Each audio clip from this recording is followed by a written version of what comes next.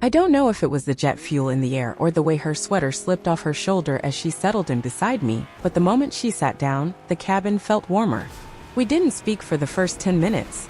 Just that quiet shuffle of bags, seatbelt clicks, the low hum of the engines as we pulled back from the gate. She smelled like something soft, maybe coconut, maybe vanilla. I couldn't quite place it, but it made me want to turn my head toward her even as I tried to pretend I was too busy with my phone. She looked out the window, brushing a strand of hair behind her ear. It was the kind of hair you wanted to touch by accident, maybe brush off her cheek, just to see how she'd react. She caught me glancing, and when our eyes met, it was like the moment before the drop on a roller coaster. "Are you scared of flying?" she asked, teasing, as if she had seen the nerves I was trying to hide. I wanted to tell her no, that I just wasn't used to someone like her being this close, but I laughed it off, saying, "Only when I'm sitting next to trouble." She smiled, looking down, and the blush in her cheeks was like a warm light coming on between us. Takeoff felt like a heartbeat in my throat. She gripped the armrest, and her hand brushed against mine for a split second. It was nothing. It was everything. We both felt it. As the plane climbed, we were silent again, but the silence felt charged, like something waiting to happen, something unspoken stretching between our elbows, our shared armrest, the way her knee bumped mine every so often. I asked where she was going. She said, "Back home." But I'm not sure it feels like home anymore. And I didn't know what to say, so I just looked at her and she looked back, and for a moment it was like the noise of the engines, the cramped seats, the recycled air, all of it disappeared, leaving just the two of us floating in that thin, tense space. She was a stranger. A complete stranger. But something about the way her eyes softened when she spoke made me feel like I'd known her in another life. I didn't know then that we would spend 9 hours unraveling each other in words, glances, and the accidental warmth of two strangers who didn't know how much they needed to be seen. I didn't know that I would leave that plane changed. Or that the turbulence was only just beginning. The seatbelt sign turned off with a soft chime, but I didn't notice until she lifted her arms to stretch, her sweater rising just enough for a glimpse of skin that made my breath catch. I looked away, heat crawling up my neck, but she caught me again with that knowing, almost shy smile. We started talking about music, about places we wanted to see, about why we were even on this plane in the first place.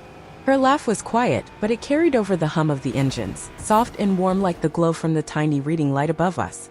She told me about her job, how she felt stuck, how she was tired of being the person everyone expected her to be. I told her I felt the same, that I sometimes wondered what it would be like to just disappear, to start over somewhere no one knew my name. Her eyes softened when she looked at me, like she understood that restless ache in me, like maybe she had it too. At one point, the cabin lights dimmed for the overnight stretch, and I thought she might fall asleep, but instead, she turned toward me, her knees curling up on the seat, her arm pressed against mine. Her perfume was softer now, mixing with the sterile air of the plane, and it made my chest feel tight in a way I didn't want to fix.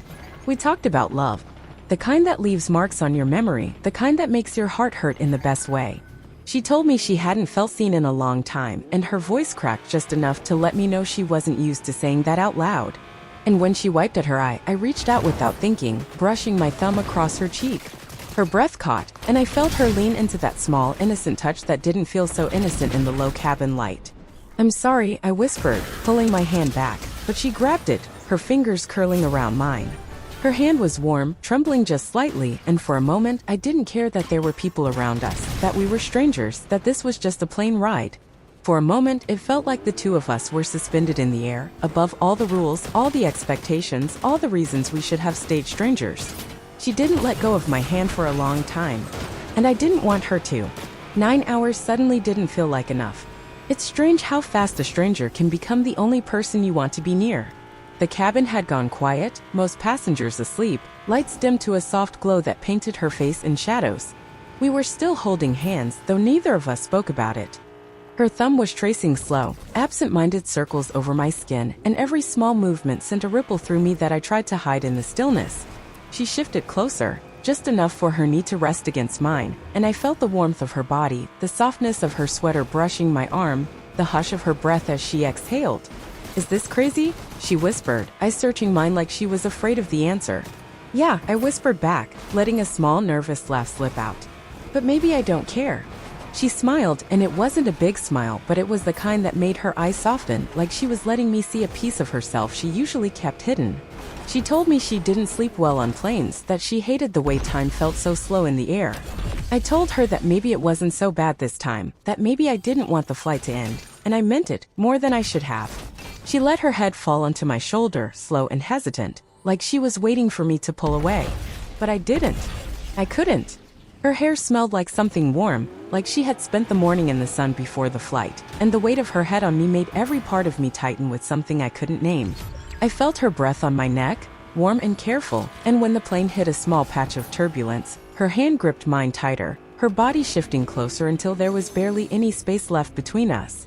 And in that moment, with the soft vibration of the plane under us, her breath warming my skin, and the hush of our unspoken thoughts, I realized how badly I wanted to know what it would feel like to turn my head just enough to let our lips brush. I didn't though. But I thought about it. I thought about it so hard that it felt like she could hear it in the way my breath caught, in the way my arm pressed back against hers, in the way my thumb started tracing slow circles on her hand just like she had done to me. It wasn't just about wanting her. It was about wanting to feel alive again. And for the first time in a long time I did. I don't know when it stopped feeling like a plane ride and started feeling like something else. Maybe it was when she lifted her head from my shoulder to look at me, her hair falling across her cheek, her eyes searching mine with that soft, hesitant curiosity that made me forget to breathe. Or maybe it was when I tucked that strand of hair behind her ear, my fingers brushing against the warm skin of her neck, and she closed her eyes for a moment, like that small touch meant more than either of us wanted to admit. The engines hummed low beneath us, a steady rhythm that matched the quiet pounding in my chest. We were so close that I could feel the warmth of her breath when she exhaled, the slight tremble in her body as she shifted in her seat, the way her lips parted like she was about to say something but didn't. "I don't usually do this," she whispered, her voice so soft it felt like a confession meant only for me. "Me neither," I whispered back, though we both knew we weren't really talking about holding hands. She laughed softly, but it was nervous, her eyes dropping to our joined hands before rising back to meet mine, her gaze lingering, unblinking, pulling me in. I could feel the heat rising between us, a slow, pulsing warmth that made every inch of my skin feel awake. I could see it in the way her chest rose and fell, the way her lips looked softer in the cabin light, the way her gaze kept dropping to my mouth before snapping back up to my eyes.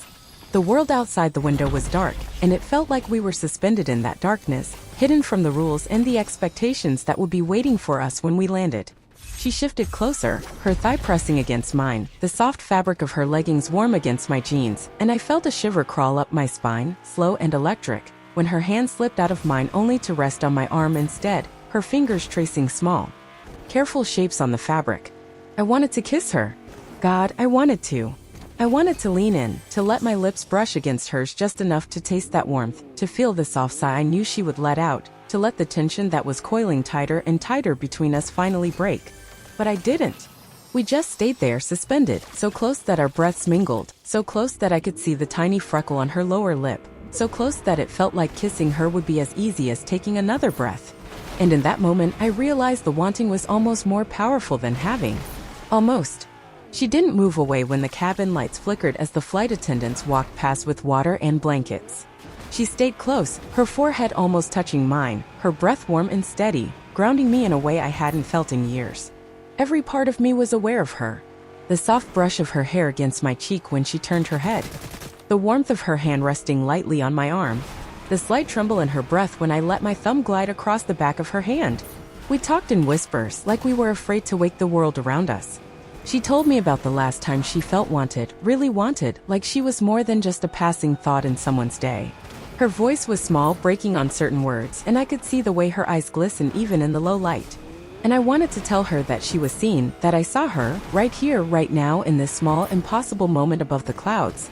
She laughed a little as she wiped under her eyes, embarrassed, and I reached up without thinking, letting my thumb catch a tear before it fell. Her skin was warm and possibly soft, and she closed her eyes as my touch lingered, leaning into it just slightly, like it was something she needed. "Sorry," she whispered. "Don't be," I said, my voice low, softer than I meant it to be. The air felt heavier, charged, the way it feels before a summer storm, and I could see it in the way she looked at me, her eyes flicking to my lips, then back to my eyes, like she was asking a question she didn't know how to say. And then, so slowly it almost didn't feel real, she let her head rest against mine, her forehead pressing gently against mine, and I closed my eyes because it was too much to see her looking at me like that. We stayed like that, forehead to forehead, breathing the same air, sharing the same warmth as the plane hummed beneath us, carrying us somewhere neither of us could name. My hand slipped down to her wrist, feeling the soft, rapid beat of her pulse, and I let my thumb trace small circles there, grounding both of us in that quiet, fragile moment. I wanted to pull her closer, to let her melt against me, to feel the softness of her body against mine, to bury my face in her hair and breathe her in. I wanted to know how she would sound if I kissed her, how her breath would catch, how her hands would tighten on me. But I didn't. Instead, we stayed like that, holding each other in the softest places we had left, in the quiet spaces where wanting was enough for now. Because in that moment, she wasn't a stranger. And I wasn't alone. Somewhere over the ocean, I stopped pretending that I wasn't falling for a stranger on a plane. The world outside the window was still dark, but the first hint of dawn was curling along the edge of the sky, painting her face in a pale, gentle glow. Her eyes were half closed, lashes brushing her cheeks, but every so often she would open them and look at me like she was trying to memorize my face. I didn't know what to say. I didn't know how to tell her that the way she leaned into me made me feel alive, that the way her breath caught when my fingers brushed her wrist was enough to make my chest ache. She shifted, and her knee slid over mine, the thin fabric of her leggings catching on the denim of my jeans, and I felt a shiver crawl across my skin, slow and hungry. "I don't want this to end when we land," she whispered, voice small, scared, honest. "Me neither," I whispered back, letting my hand move to her jaw, holding her gently, feeling the warmth of her skin, the soft flutter of her pulse beneath my thumb. We were so close that I could feel the warmth of her breath mixing with mine, our lips almost touching, almost crossing that line we both knew was waiting. She let out a shaky breath, her eyes fluttering closed, and I let my forehead rest against hers, our noses brushing, so close it hurt to hold back. And then, just as the engine shifted and the plane began its slow descent, she kissed me. It was soft, hesitant, like a question she was too afraid to ask with words. Her lips were warm, tasting like hope and fear, and I felt her hand slip around the back of my neck, pulling me closer, deepening the kiss until it was the only thing I could feel. I kissed her back, letting my hand slip into her hair, letting the strands tangle between my fingers as I pulled her closer, closer, closer, until there was nothing between us but the soft, trembling hunger of two people who had been waiting far too long to be seen. Her breath hitched, a small, broken sound against my lips, and it made something in me unravel, made me press my forehead to hers again. Our breaths mixing, our hearts pounding in the same rhythm as the plane shuddered beneath us. We didn't speak. We didn't need to. Because in that kiss, I felt everything she was afraid to say, and I knew she felt the same from me. The seatbelt sign dinged, and the flight attendants moved down the aisle, but we stayed like that, holding each other, breathing each other in, letting the gravity pull us back to earth while our hearts were still somewhere in the clouds. It wasn't just a kiss. It was a promise neither of us knew how to keep. The plane touched down with a soft thud that jolted us back into our bodies. We pulled away breathless, the taste of each other still on our lips, the heat of what we shared still clinging to the space between us. She smiled, shy and wide-eyed, and I reached for her hand again, squeezing it, neither of us ready to let go. The cabin filled with the rustle of people standing, overhead bins slamming, voices low and tired, but we stayed in our seats for a moment, letting the world move around us while we held on to the quiet we had made together. "I don't want to lose this," she whispered, brushing a finger against my jaw as if memorizing the shape of me. "You won't," I lied. We stepped into the fluorescent lights of the arrival hall, her hair a mess from leaning on me, her lips swollen, her eyes bright. We didn't speak as we walked toward passport control, just exchanged small, charged glances, a touch of her hand on my back, the brush of her arm against mine. When it was my turn, I handed over my passport, forcing myself to look away from her waiting just a few feet behind me, her arms crossed, chewing her lip, hopeful. The officer glanced at me, then at the small photo in my passport, before sliding it back under the glass. "Have a good stay," he said. "Thanks," I mumbled, taking it, stepping to the side. And then I saw it. My wedding ring. I had taken it off during the flight, slipped it into my pocket when I washed my hands before I returned to my seat, telling myself I just didn't want to scratch her when I held her hand. But there it was, catching in the harsh airport light as I pulled my passport away. I saw her eyes drop to it, her breath catching, her face changing in a single blink, hope draining, leaving something fragile and hurt in its place. "You're married?" she whispered, so softly I could barely hear it. I opened my mouth, but nothing came out. The words died in my throat as I looked at her, at the way her hands shook, at the way her lips pressed together to keep from trembling. And in that moment, I realized we were still strangers. We always would be. I tried to reach for her, but she stepped back, shaking her head, tears filling her eyes as she turned away, disappearing into the line for customs, her figure swallowed by the crowd, leaving me alone, holding my passport in one hand and the truth in the other. I never saw her again. But sometimes when I close my eyes, I still feel her breath against my neck, still taste that kiss, still feel the warmth of her hand in mine, and it's enough to remind me that for 9 hours I was alive. Even if it wasn't mine to keep.